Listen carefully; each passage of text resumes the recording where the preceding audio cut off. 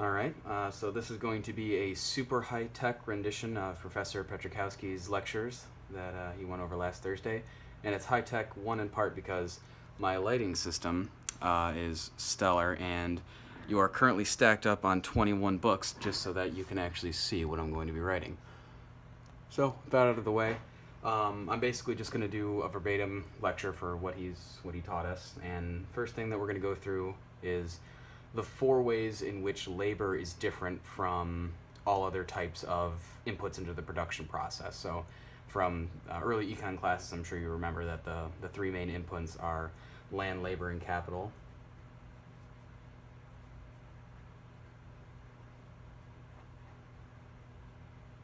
And obviously we're in a labor economics class, so we're more concerned. Oh, I'm sorry, it's a little blurry.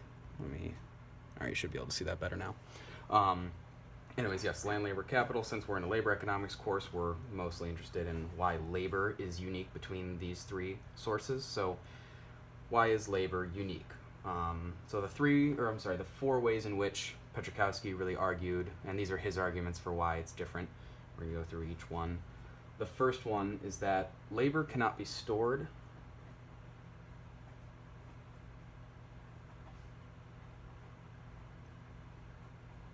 without, and that's just going to be a symbol for without, it's W/O, without losing its value. So labor cannot be stored without using its value. That essentially means that, for example, capital, you can turn off your computer, you can turn off your buzzsaw, you can turn off any type of machine, and it doesn't lose its value. Actually, when you use those machines, they actually lose their value. But labor, for example, if it's stored outside of the labor market via unemployment, it starts to lose its value because they start having gaps in their working history. So that's one point of difference between the 2, or between the 3, I should say. Second one is that labor is produced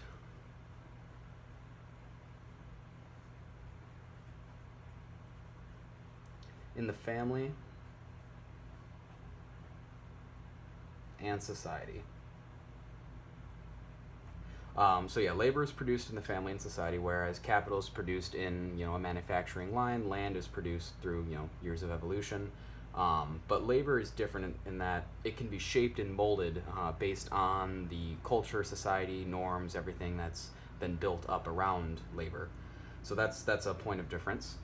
The third one, which Pietrykowski really labels as the most important, is that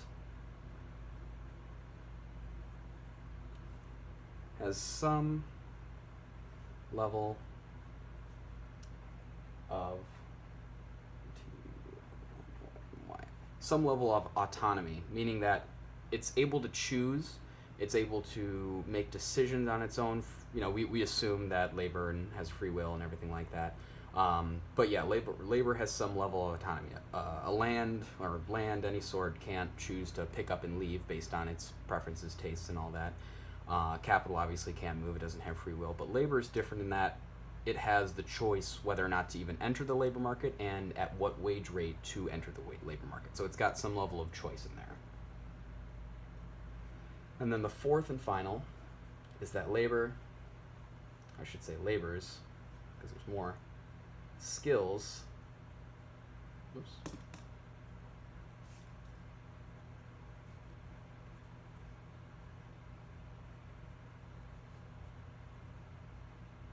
So labor's skills are socially defined, meaning that the value that any laborer has is defined in part in society. So, for example, being good at computers, or being tech savvy, I should say, is valued heavily because our society values it heavily, not because it is inherently more valuable than, say, working with your hands or anything like that. Just right now, at any point in time, labor's skills are defined by whatever society deems valuable at that time and place.